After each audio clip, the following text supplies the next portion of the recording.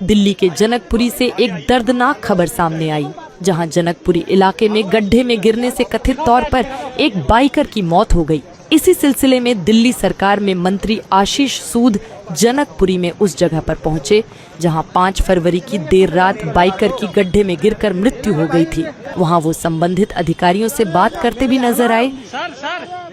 जो कमेटी में चर्चा के बाद जल मंत्री ने तुरंत एक्शन लिया है। कल सुबह मेरे आने के बाद एक कमेटी का गठन हुआ था। जल मंत्री ने तुरंत एक्शन लेते हुए हमने मुख्यमंत्री जी के इंटरवेंशन के बाद उन सभी को जिनके ऊपर लथार्जी का अंदेशा था, उन सभी को सस्पेंड किया है। और इस साइट पर जो भी कमी थी उसके लिए पुलिस के माध्यम से भी जल बोर्ड और कॉन्ट्रैक्टर के खिलाफ FIR दर्ज की गई है। अब इंक्वायरी में अगर जल बोर्ड के कुछ अधिकारी भी दोषी पाए जाएंगे, उन पर भी केस चलेगा।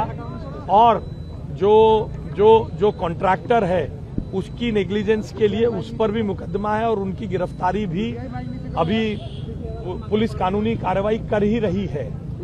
तो जो दुखद घटना हुई है, इस दुखद घटना में से हम सब आहत हैं, हम सब दुखी हैं। ये भी सत्य है कि हमारे दुख और आहत होने से एक नौजवान की जीवन वापस नहीं आएगा, मगर मैं आप सबको ये विश्वास दिलाता हूं, मुख्यमंत्री जी ने स्वयं इस पूरे घटनाक्रम पर निगाह रखी हुई है। वे मिनट की जानकारी ले रही हैं, उनके निर्देश पर सब कार्रवाई हो रही है। आने वाले दिनों में ये एक बहुत व्यस्त मार्ग है, क्योंकि ये हादसा होने के बाद यहाँ कंस्ट्रक्शन का काम कुछ समय विलंब होगा। तो यहाँ के लोकल रेजिडेंट्स और ये सड़क सीधा विकासपुरी तक और उससे भी आगे के इलाके के लोगों के आने जाने का रास्ता है। तो आज मैंने वो भी असुविधा लोगों को कम से कम हो, एक सिंगल कैरेज वे में दोनों तरफ का रास्ता सुचारू चले, इसके लिए Delhi police, Delhi traffic police, नगर निगम, जल बोर्ड, PWD सब अधिकारियों की एक साझा दौरा करके सब अपना काम पूरा करके इसको तुरंत प्रभाव से इस रास्ते को ठीक कर पाएं, इसकी भी हमने व्यवस्था की है। मैं आप सबको ये बताना चाहता हूं, 24 जनवरी को ही जल बोर्ड ने एक सर्कुलर जारी करके सब विभागों को आदेश दिया था कि उसको सुनिश्चित करें। मैं भी नगर निगम और सभी को अर्बन डेवलपमेंट मिनिस्टर होने के नाते एक पत्र लिख रहा हूं। हम इस बात को इस दुखद घटना के बाद हम कोई कोर कसर नहीं छोड़ेंगे कि किसी भी प्रकार की कमी, किसी भी प्रकार का लापरवाही न होने पाए। हम इसकी पूरी चिंता कर रहे हैं और पल पल पर निकाल। और कमल मेरा दोस्त था, बचपन से हम सब लोग साथ रहे हैं, काफ़ी हमारा लंबा ग्रुप था और वो रोहिणी सेक्टर 10 में जॉब करता था और कल उसके साथ ये दुर्घटना घट गई।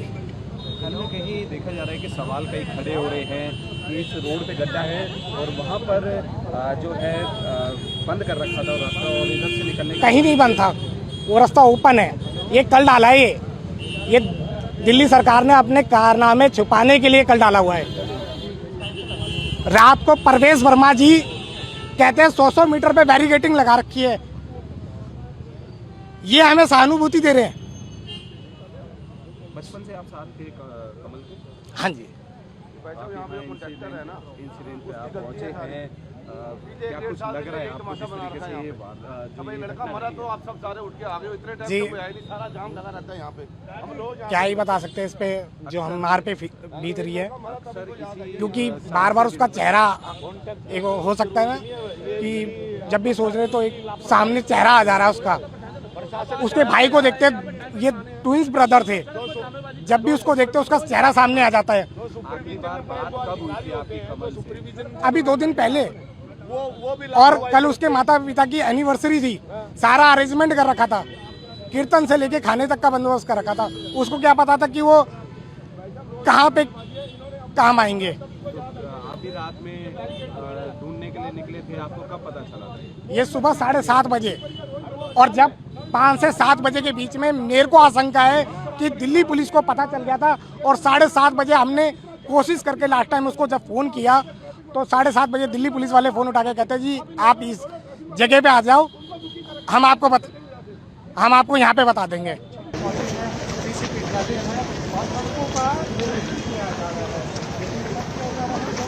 यहाँ उल्टा मत चलना कोई।